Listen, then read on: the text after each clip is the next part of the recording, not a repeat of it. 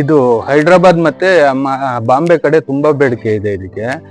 ಚಿಕ್ಕ ಮರಿಗಳಿಗೆ ಹೆಚ್ಚು ಕಮ್ಮಿ 30,000ದವರೆಗೂ ಕೊಟ್ಟು ತಗೊಳ್ತಾರೆ, 30-40 ಕ್ವಾಲಿಟಿ ಮೇಲೆ. ಮೊದಲು ಸ್ಟಾರ್ಟಿಂಗ್ ಅಲ್ಲಿ ಒಂದು ಸಂತೆಯಿಂದ ಒಂದು 20-25 ಮರಿ ತಂದೆ, ಸಂತೆಯಲ್ಲಿ ಏನಾಗುತ್ತೆ ಕಾಯಿಲೆ ಇರೋವೆಲ್ಲ ಕೊಟ್ಬಿಡ್ತಾರೆ. ಆಗ 25ರಲ್ಲಿ ನನಗೆ ಹೆಚ್ಚು ಕಮ್ಮಿ 15 ಮರಿ ಸತ್ತೋಯ್ತು. ವರ್ಷಕ್ಕೆ ಎಷ್ಟು ಬೇಕೋ ಅಷ್ಟು ನನಗೊಂದು 5-6 ಎಕರೆಗೆ ಆಗೋಷ್ಟು ಗೊಬ್ಬರ ಸಿಗುತ್ತೆ. ನನಗೆ ಗೊಬ್ಬರ ಉಪಯೋಗಿಸ್ಕೊಳ್ಳೋದು ನನಗೆ ಪ್ರಾಫಿಟ್ ಆಗೇ ಇದೆ, ಪರವಾಗಿಲ್ಲ. ನನ್ನ ತೋಟಕ್ಕೆ ಎಷ್ಟು ಬೇಕೋ ಅಷ್ಟು ಗೊಬ್ಬರ ಆಗುತ್ತೆ. ಎಲ್ಲ ವೀಕ್ಷಕರಿಗೂ ನಮಸ್ಕಾರ. ಇಂದು ನಾವು ಹೊಸಕೋಟೆ AR ಫಾರ್ಮ್ಸ್ಗೆ ಭೇಟಿ ಮಾಡಿದ್ದೇವೆ. ಇಂದು ನಮ್ಮ ಜೊತೆ ಇದ್ದಾರೆ ಶ್ರೀಧರ್ ಅಣ್ಣನವರು.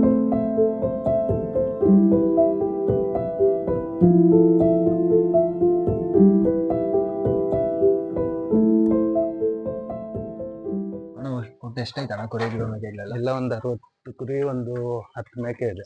60 ಕುರಿ 10 ಮೇಕೆ ಇದೆ. ಯಾವ ತಳಿ ಅಣ್ಣ? ಎಲ್ಲ ನಾಟಿ ಮತ್ತೆ ಬನ್ನೂರು. ಇದು ಮತ್ತೆ ಅವೆಲ್ಲ ಜಮ್ನಾಪುರಿ ನಾಟಿ. ಅದು ಏನೇನು ವ್ಯತ್ಯಾಸ ಬರ್ತದೆ ನಾಟಿ ಜಮ್ನಾಪುರಿ ಅಂತೆಲ್ಲ? ಜಮ್ನಾಪುರಿ ಅದು ಮೇಕೆಗಳ ಜಾತಿ. ಇದು ನಾಟಿ ಬಂದು ನಮ್ಮ ಇಲ್ಲಿನ ತಳಿಗಳು. ಇದು ಬಂದು ಬಂಡೂರ್ ತಳಿ, ಮೈಸೂರು ಕಡೆಯಿಂದ ತಂದು ಸಾಕಿರೋದು. ಎಲ್ಲದಕ್ಕೂ ಎಷ್ಟೆಷ್ಟು ಅಣ್ಣ ನಿಮ್ಗೆ? ಒಂದೊಂದು ಕುರಿ ಮಾರಿದ್ರೆ ಹೆಂಗ್ ಬರುತ್ತೆ ರೇಟ್ ಎಲ್ಲ? ನಮ್ಗೆಲ್ಲ ಒಂದು ಈ ಇದ್ರಲ್ಲಿ ನಾಟಿ ಕುರಿಗಳಲ್ಲಿ ಪಟ್ಲಿಗಳು ಬಂದು 25,000ದವರೆಗೂ ಮಾಡಿದ್ವಿ, 25-27,000ದವರೆಗೂ. ಬಂಡೂರು ಈಗ ಹೊಸದಾಗಿ 1 ವರ್ಷದಿಂದ ಇದ್ ಮಾಡಿದೀನಿ, ಇವಾಗ ಬ್ರೀಡಿಂಗ್ ಸ್ಟಾರ್ಟ್ ಮಾಡಿರೋದು. ಒಟ್ಟು ಇದೇ ಒಂದು 6 ಐತೆ. ಆರಿದೆ. ಬೇರೆ ಅಣ್ಣ, ನೀವು ಕುರಿಗಳಿಗೆ ಏನ್ ಆಹಾರ ಹಾಕ್ತೀರಾ, ಮೇವೆಲ್ಲ? ನಾನು ಜೋಳದ ಕಡ್ಡಿ ಸ್ವಲ್ಪ ಫಾರಮಲ್ಲಿ ಹಾಕ್ತೀನಿ, ಆಮೇಲೆ ಮಧ್ಯಾಹ್ನ ಸ್ವಲ್ಪ ಬಿಯರ್ ಇದು, ಆಮೇಲೆ ಮತ್ತೆ ಬೂಸ ಹಿಂಡಿ ಕೊಡ್ತೀನಿ, ಮತ್ತೆ ಕಂಬಳಿ ಸೊಪ್ಪೆಲ್ಲ ಬೆಳ್ಕೊಂಡಿದೀನಿ. ಕಂಬಳಿ ಸೊಪ್ಪು ಹಾಕ್ತೀರಾ ಇದಕ್ಕೆ? ಕಂಬಳಿ ಸೊಪ್ಪು ತಿನ್ನುತ್ತೆ. ಮೇಕೆಗಣ? ಮೇಕೆಗಳಿಗೆ ಬೇವಿನ ಸೊಪ್ಪು ಮತ್ತೆ ಕಂಬಳಿ ಸೊಪ್ಪು, ಅಗಸೆ ಸೊಪ್ಪು, ಎಲ್ಲಾ ಸೊಪ್ಪು ತಿನ್ನುತ್ತೆ? ಎಲ್ಲ ಸೊಪ್ಪು ಇಲ್ಲ. ಹೌದು, ಎಲ್ಲಾ ಸೊಪ್ಪುಗಳು ಕೊಡ್ತೀವಿ ಅದಕ್ಕೆ. ಒಂದೊಂದ್ ಟೈಮ್ ಒಂದೊಂದ್ ತರ ಸೊಪ್ಪು. ನೀವು ತಂದಿದ್ದು ಎಷ್ಟೆಷ್ಟು ರೇಟ್ ಗಣ? ತಂದಿದ್ದು ನಾನು ಬ್ರೀಡಿಂಗ್ ಇಲ್ಲೇ ಸ್ಟಾರ್ಟ್ ಮಾಡ್ಕೊಂಡೆ, ಸ್ಟಾರ್ಟಿಂಗ್ ಇಂದ. ಅಂದ್ರೆ ನಾನು ಸಂತೆಯಿಂದ ತಂದು ಇದ್ ಮಾಡಕ್ ಹೋಗಿಲ್ಲ, ಇಲ್ಲೇ ಬ್ರೀಡ್ ಮಾಡ್ಕೊಂಡು ಗಂಡ್ ಮರಿಗಳನ್ನ ಸಪರೇಟ್ ಮಾಡ್ಕೊಂಡು ಸಾಕಿ ಮಾರ್ಕೊಳ್ಳೋ ತರ. ಅದ್ ಯಾವ ತರ ಮಾಡಿದಿರಿ ಅದನ್ನ ಸ್ಟಾರ್ಟಿಂಗ್ ಅಲ್ಲಿ ನೀವು? ನಾನು ಸ್ಟಾರ್ಟಿಂಗ್ ಅಲ್ಲಿ ಒಂದು 20 ಕುರಿ ತಂದಿದ್ದೆ. ಈಗ ವರ್ಷಕ್ಕೊಂದು 10 ಪಟ್ಲಿ ಮಾರ್ಕೊಂಡು ಇವಾಗ ಒಂದು 60-70 ಪಟ್ಲಿ ಕುರಿಗಳು ಇಲ್ಲೇ ಆಗಿದೆ. ಇಲ್ಲೇ ನೀವೇ ಮಾಡಿದ್ದೀರಾ? ಇಲ್ಲೇ ಮಾಡಿ. ಎಷ್ಟು ವರ್ಷದಿಂದ ಮಾಡಿದಿರಾ? ನಂದೊಂದು 5 ವರ್ಷದಿಂದ ಮಾಡ್ತಾ ಇದ್ದೀನಿ. 5 ವರ್ಷದಿಂದ ಬರೀ ಕುರಿ ಮೇಕೆಗಳು ಸಾಕೊಂಡಿದ್ದೀರಾ? ಗೊಬ್ಬರ ನನ್ ತೋಟಕ್ಕೆ ಆಗುತ್ತೆ. ನಿಮ್ ತೋಟಕ್ಕೆ? ನನ್ ತೋಟಕ್ಕೆ ಎಷ್ಟು ಬೇಕೋ ಅಷ್ಟು ಗೊಬ್ಬರ ಆಗುತ್ತೆ. ಒಂದ್ 6-7 ಎಕರೆ ತೋಟ ಮಾಡಿಸ್ತೀನಿ, ಅಷ್ಟಕ್ಕೂ ನನಗೆ ಎಷ್ಟು ಬೇಕೋ ಅಷ್ಟು ಗೊಬ್ಬರ ಆಗುತ್ತೆ. ಆಮೇಲೆ ಏನು ಹೇಳ್ತೀರಲ್ಲ, ಅದು ಏನೋ ಹೇಳ್ತಿದ್ರಿ ನೀವು? ಗೊಬ್ಬರ ಕೊಳ್ಳೋದಕ್ಕೆ ತಪ್ಪಿಸ್ಕೊಳ್ಳೋದಕ್ಕೋಸ್ಕರ ಇದೊಂದು ಸ್ಟಾರ್ಟ್ ಮಾಡ್ಕೊಂಡೆ ನಾನು. ಗೊಬ್ಬರ ಡಿಮ್ಯಾಂಡ್, ಗೊಬ್ಬರ ಸಿಗಲ್ಲ, ನನ್ ತೋಟಕ್ಕೆ ಎಷ್ಟು ಬೇಕೋ ಅಷ್ಟು ಇದ್ ಮಾಡ್ಕೊಳ್ತಾ ಇದೀನಿ. ಅಷ್ಟೇ ಒಳ್ಳೇದಿದೆ ಅದು. ನಮ್ಮ ವೀಕ್ಷಕರಿಗೆ ಹೇಳ್ರಿ ಸ್ವಲ್ಪ ಎಲ್ಲ ಇದ್ರ ಬಗ್ಗೆ. ವೀಕ್ಷಕರಿಗೆ ಒಂದು ಇಂಟ್ರೆಸ್ಟ್ ಇದ್ದು ಮಾಡ್ತೀನಿ ಅಂದಂಗಿದ್ರೆ ಮಾಡ್ಬೋದು. ಸುಮ್ನೆ ಆಳುಗಳನ್ನ ನಂಬ್ಕೊಂಡ್ ಮಾಡ್ತೀವಿ ಅಂದ್ರೆ ಕಷ್ಟ ಆಗುತ್ತೆ. ಇದಕ್ಕೆಲ್ಲ ಅಣ್ಣ ಯಾವ್ದಕ್ಕೆ? ಹುಲ್ಗೆಲ್ಲ ಎಷ್ಟಾಗುತ್ತೆ ಇದಕ್ಕೆ? ಹುಲ್ಲು ನಾನು ಹೆಚ್ಚು ಕಮ್ಮಿ ಒಂದು 3/4 ಎಕರೆಯಲ್ಲಿ ಬೆಳ್ಕೊಂಡಿದ್ದೀನಿ. ಹುಲ್ಲದು ನಾವ್ ಬೆಳ್ಕೊಳ್ಳೋದೆಲ್ಲ ಗೊಬ್ಬರದ ಇದ್ರಲ್ಲಿ ಬಂದ್ಬಿಡುತ್ತೆ. ಅದಕ್ಕೆ ನೀವು ಕಾಸ್ಟ್ ಹಾಕೋದೇ ಬೇಡ ಅದಕ್ಕೆ? ಅದಕ್ಕೇನ್ ಕಾಸು ಅಂತಲ್ಲ, ಒಂದ್ 3/4 ಎಕರೆ ಬೆಳ್ಕೊಂಡಿದೀವಿ ಅಂದ್ರೆ ಗೊಬ್ಬರದ ಕಾಸು ಅಲ್ಲಿಂದ ಅಲ್ಲಿಗೆ ಇದಾಗುತ್ತೆ. ಮತ್ತೆ ನಮ್ಗೆ ಇಲ್ಲಿ ಪಟ್ಲಿಗಳು ಮಾರ್ಕೊಂಡಾಗ, ಮರಿಗಳು ಮಾರ್ಕೊಂಡಾಗ ಪ್ರಾಫಿಟ್ ಲೆಕ್ಕದಲ್ಲಿ ಇದಾಗುತ್ತೆ. ಹೌದು. ಇದು ಬಂದು ನಮ್ಮ ಮೈಸೂರು ಕಡೆ ತಳಿ. ಇದು ಈಗ ಅಳಿವಿನಂಚಿಗೆ ಸಾಕ್ತಾ ಇದೆ. ಈ ತಳಿ ಅಭಿವೃದ್ಧಿ ಪಡಿಸ್ಬೇಕು ಅಂತ ನಾನು ಒಂದ್ 6 ತಿಂಗಳಿಂದ ಸಾಕಿ ರೈತರಿಗೆ ಇದ್ ಮಾಡೋಣ ಅಂತ ಸಾಕ್ತಾ ಇದ್ದೀನಿ. ಇದು ತುಂಬಾ ಮಾಂಸ ಒಳ್ಳೆ ಟೇಸ್ಟ್, ಮತ್ತೆ ತುಂಬಾ ಕಾಸ್ಟ್ಲಿ, ಅಪಾರವಾದ ಬೇಡಿಕೆ ಇದೆ ಇದಕ್ಕೆ. ಇದು ಎಲ್ಲೂ ನಮ್ ಮೈಸೂರು ಭಾಗದಲ್ಲಿ ಮಾತ್ರ ಸಿಗುತ್ತೆ, ನಮ್ ಕಡೆ ಇಲ್ಲ ಈ ತಳಿಗಳು. ಅದಕ್ಕೋಸ್ಕರ ಇಲ್ಲಿ ಸ್ವಲ್ಪ ಅಭಿವೃದ್ಧಿ ಮಾಡೋಣ ಅಂತ ಇದ್ ಮಾಡಿ ನಾನು ಇದ್ ಮಾಡ್ತಾ ಇದ್ದೀನಿ, ಇಲ್ಲಿ ಸಾಕ್ತಾ ಇದ್ದೀನಿ. ಈಗ ಒಂದು 8 ಸಾಕಿದ್ದೀನಿ. ಮುಂದೆ ಇನ್ನೂ ಅಭಿವೃದ್ಧಿ ಪಡಿಸಿ ಇದ್ ಮಾಡ್ಬೇಕು ಅಂತ ನಾನು ಇದ್ ಮಾಡ್ತೀನಿ. ಅವೆಲ್ಲ ಹೆಣ್ಣು, ಇದು ಗಂಡು. ಜಾತಿ ಎಲ್ಲ ಒಂದೇ, ವ್ಯತ್ಯಾಸ ಏನು ಬರೋದಿಲ್ಲ. ಗಂಡು ಸ್ವಲ್ಪ ಪರ್ಸನಾಲಿಟಿ ಚೆನ್ನಾಗಿ ಬರುತ್ತೆ, ಹೆಣ್ಣು ಸ್ವಲ್ಪ ಇದಾಗೆ ಇರುತ್ತೆ. ಅದು ಮಾಮೂಲಿ, ಪ್ರತಿಯೊಂದು ತಳಿಯಲ್ಲೂ ಹೆಣ್ಣು ಸ್ವಲ್ಪ ಡೆವಲಪ್ಮೆಂಟ್ ಕಡಿಮೆ ಇರುತ್ತೆ, ಗಂಡು ಚೆನ್ನಾಗಿ ಬರುತ್ತೆ ಡೆವಲಪ್ಮೆಂಟ್. ಮತ್ತೆ ಮಾಂಸ ತುಂಬಾ ರುಚಿ, ತುಂಬಾ ಫೇಮಸ್ ಬನ್ನೂರ್ ಕುರಿ ಅನ್ನೋದು. ಬಟ್ ಕಡಿಮೆ ಇದೆ ಬ್ರೀಡಿಂಗ್ ಇದೆಲ್ಲ. ಅದರಿಂದ ಸ್ವಲ್ಪ ಈ ಕಡೆ ನಮ್ಮ ಏರಿಯಾದಲ್ಲಿ ಸ್ವಲ್ಪ ಅಭಿವೃದ್ಧಿ ಮಾಡೋಣ ಅಂತ ಇದ್ ಮಾಡ್ತಾ ಇದೀನಿ. ಆಮೇಲೆ ಫ್ಯಾನ್ಸಿಗೆ ಬೆಳಿತಾರೆ. ಹಾ, ಫ್ಯಾನ್ಸಿಗೆ ಸಾಕ್ತಾರೆ. ಕೆಲವೊಂದ್ ಕಡೆ ಜಾತ್ರೆಗಳಲ್ಲಿ ಅದರಲ್ಲಿ ಎತ್ತುಗಳ ಜೊತೆಗೆ ಒಂದು ಕುರಿ ಅಂತ ಈ ಗಂಡು ಕುರಿಗಳನ್ನ ಸಾಕ್ತಾರೆ. ಎಲ್ಲರೂ ಚೆನ್ನಾಗಿ ಇಷ್ಟಪಟ್ಟು ಸಾಕ್ತಾರೆ ಇವು. ಮತ್ತೆ ಜನಗಳ ಜೊತೆ ತುಂಬಾ ಹೊಂದಾಣಿಕೆ ಆಗಿರುತ್ತೆ. ಇದು ಉಣ್ಣೆ ವರ್ಷಕ್ಕೆ 2 ಸಲ ಕಟ್ ಮಾಡಿಸ್ತೀವಿ. ಅದು ಬೇಡಿಕೆ ಇದೆ, ಬಂದ್ ತಗೊಂಡೋಗ್ತಾರೆ ಉಣ್ಣೆನು. ನೀವು ಸ್ವಂತವಾಗಿ ಉಪಯೋಗಿಸ್ಕೊಳಲ್ಲ, ಬೇರೆಯವ್ರಿಗೆ ಕೊಟ್ಬಿಡ್ತೀವಿ.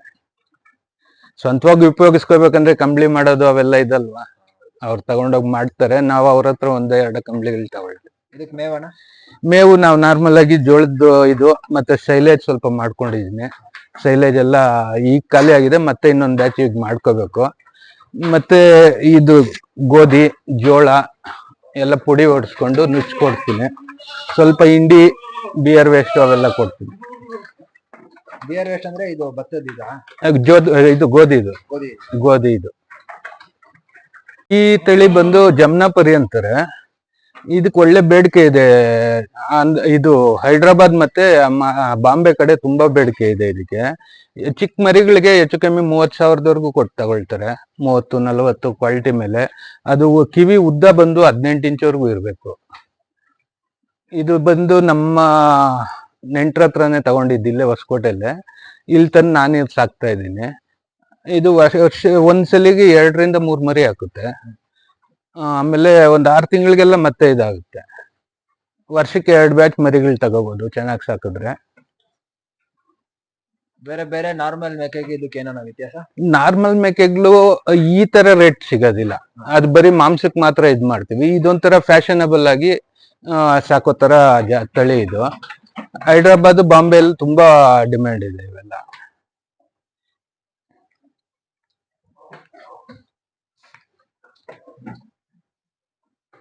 ಸಾಕಾಣಿಕೆ ಬಗ್ಗೆ ನಮ್ಮ ರೈತರಿಗೆ ಸ್ವಲ್ಪ ಹೇಳ್ತಿದ್ರೆ. ಸಾಕಾಣಿಕೆಗೆ ಸ್ವಲ್ಪ ಸೊಪ್ಪು ಮತ್ತೆ ಅಗಸೆ ಸೊಪ್ಪು ಅವೆಲ್ಲ ಮಾಡ್ಕೊಂಡು ಸ್ವಲ್ಪ ಕ್ಲೀನ್ ಆಗಿ ಮೇಂಟೈನ್ ಮಾಡ್ಬೇಕು. ಇವನು ಸ್ವಲ್ಪ ನೀಟಾಗಿ ಇಟ್ಕೊಂಡ್ರೆ ಒಳ್ಳೆ ತಳಿ ಮಾಡ್ಬೋದು. ಗಂಡುಗಳು ಹೆಚ್ಚು ಕಮ್ಮಿ ಒಂದು 70-80 kg ವರೆಗೂ ಬರುತ್ತೆ ತೂಕ. ಎಷ್ಟು ವರ್ಷ ಲೈಫ್ ಸ್ಪ್ಯಾನು 7-8 ವರ್ಷ ಇರ್ತದೆ.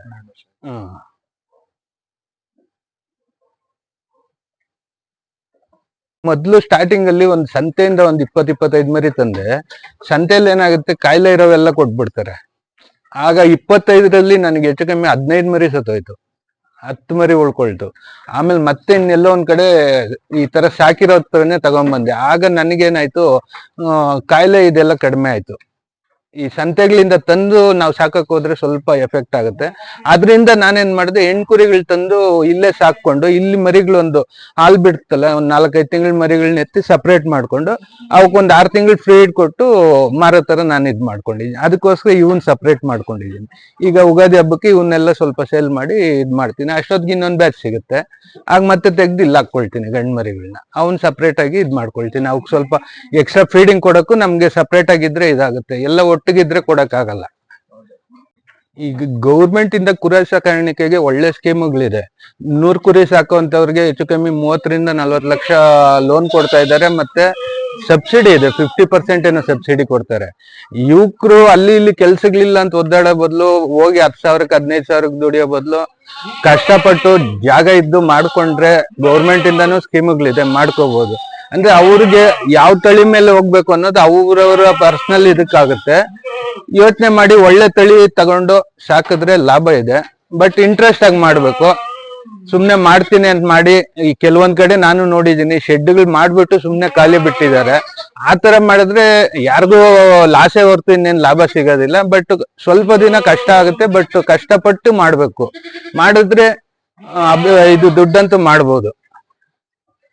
ಮತ್ತೆ ಅವ್ರಿಗೆ ಯಾವ ತಳಿಗಳ ಮೇಲೆ ಇಷ್ಟ ಇರುತ್ತೆ. ಕೆಲವ್ರಿಗೆ ಬನ್ನೂರ್ ಮೇಲೆನೆ ಇರುತ್ತೆ, ಕೆಲವ್ರು ನಾಟಿ ಅಂತ ಇದ್ ಮಾಡ್ತಾರೆ, ಕೆಲವ್ರಿಗೆ ಬೇರೆ ತರ ಈ ಜವಳ ಯಾವ್ಯಾವ್ದು ಇದೆ.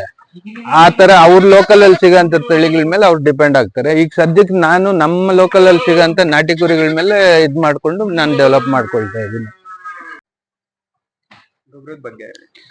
ನೋಡಿ, ನಾನು ಗೊಬ್ಬರ ನನ್ನ ತೋಟಕ್ಕೆ ನಾನು ಉಪಯೋಗಿಸ್ಕೊಳ್ತೀನಿ.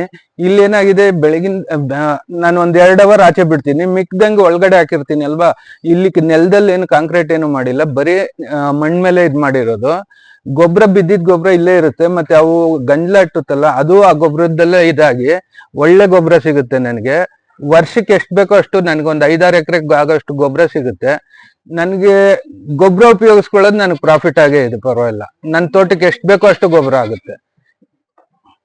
ಈ ತರ ಮಾಡ್ಕೊಳ್ಳೋದ್ರಿಂದ ಸ್ವಂತ ತೋಟಗಳಿರೋರ್ಗೆ ಸ್ವಲ್ಪ ಗೊಬ್ಬರದ ಬಗ್ಗೆ ಇದಾಗುತ್ತೆ. ಗೊಬ್ಬರ ಬೇರೆ ಕಡೆ ಹೋಗ್ಬೇಕು, ತರಬೇಕು, ಇದೆಲ್ಲ ಕಡಿಮೆ ಆಗುತ್ತೆ. ಅವ್ರ ತೋಟಕ್ಕೆ ಅವರೇ ಉಪಯೋಗಿಸ್ಕೋಬಹುದು.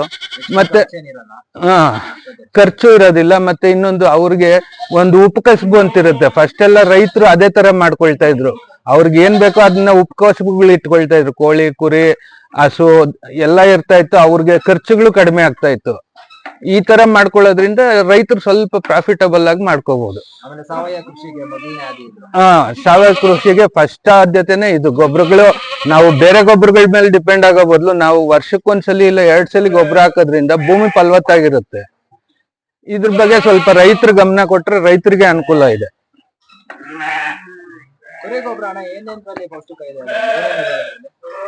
ಯಾವ್ದ್ರಲ್ಲಿ? ಕುರಿ ಗೊಬ್ಬರದಲ್ಲಿ ನಿಮ್ಗೆ ಸಾವಯವ ಕೃಷಿಗೆ ಯಾವ್ಯಾವ ತರ ಇದಾಗುತ್ತೆ ಅದೇ ತರ ಎಲ್ಲಾ ಪೌಷ್ಟಿಕಾಂಶಗಳು ಸಿಗುತ್ತೆ ನಿಮ್ ಭೂಮಿಗೆ. ಮತ್ತೆ ಬೇಗ ಭೂಮಿ ಫಲವತ್ತತೆ ಆಗುತ್ತೆ. ಮತ್ತೆ ಬೇಗ ಇದಾಗೋದಿಲ್ಲ. ಭೂಮಿ ಚೆನ್ನಾಗಿ ಇದಾಗೆ ಇರುತ್ತೆ. ಹೆಚ್ಚು ಕಮ್ಮಿ ಒಂದ್ಸಲಿ ಹಾಕಿದ ಗೊಬ್ಬರ ನಿಮ್ಗೆ 6 ತಿಂಗಳು ವರ್ಷ ಕೆಲಸ ಮಾಡುತ್ತೆ ಭೂಮಿಗೆ. ಇದು ಬಂದು ಮುದೋಳ್ ವೆರೈಟಿ. ನಾನು ಇದನ್ನ ಮುದೋಳ್ಗೆ ಹೋಗಿ ತಗೊಂಡ್ಬಂದೆ. ಯಾಕೆಂದ್ರೆ ನಮ್ ಲೋಕಲ್ ಬೀಡು ಸಾಕ್ಬೇಕು ಅಂತ ಒಂದು ಆಸೆ ಇದ್ದಿದ್ರಿಂದ ಮುದೋಳ್ಗೆ ಹೋಗಿ ತಗೊಂಡ್ಬಂದೆ. ನನ್ನ ಹತ್ರ ಬೇರೆ ವೆರೈಟಿ ಎಲ್ಲ ಇದೆ, ಬಟ್ ಇದ್ರ ಮೇಲೆ ತುಂಬಾ ಕ್ರೇಜ್ ಇದ್ದಿದ್ರಿಂದ ಮುದೋಳ್ಗೆ ಹೋಗಿ ತಗೊಂಡ್ಬಂದೆ. ವ್ಯವಸಾಯಕ್ಕೆ ಯಾವಾಗ ಬಂದ್ರಿ? ನಾವು 97-98 ಅಲ್ಲಿ ಬಂದಿದ್ದು. ಅದಕ್ಕಿಂತ ಮುಂಚೆ ಏನ್ ಮಾಡಿದ್ವಿ? ಅದಕ್ಕೆ ಮುಂಚೆ ಎಜುಕೇಶನ್ ಮುಗಿಸ್ಕೊಂಡ್ವಿ, diploma computer science. Diploma computer science ಮಾಡ್ಕೊಂಡು ಇವಾಗ ಕೃಷಿ ಮಾಡ್ತಿದ್ದೀರಾ?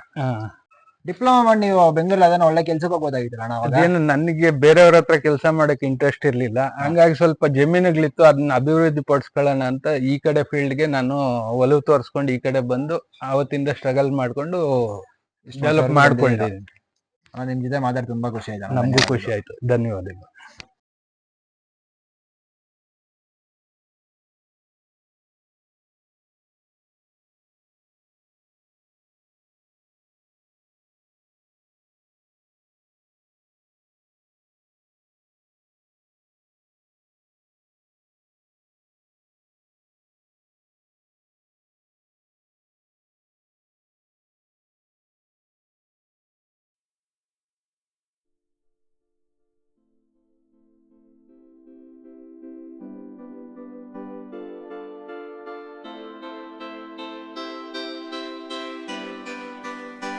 ಜೀವನದ ಮಾರ್ಗದಲ್ಲಿ ಎಂದಿನ ಪರಿಕಲ್ಪನೆಯ ಪಾರಿಗೆ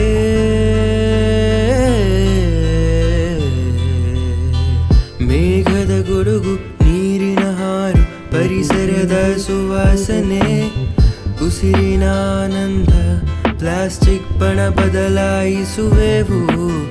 ಪರಿಶುದ್ಧ ಭೂಮಿ ನಮ್ಮ ಆರ್ಥಿಕತೆ.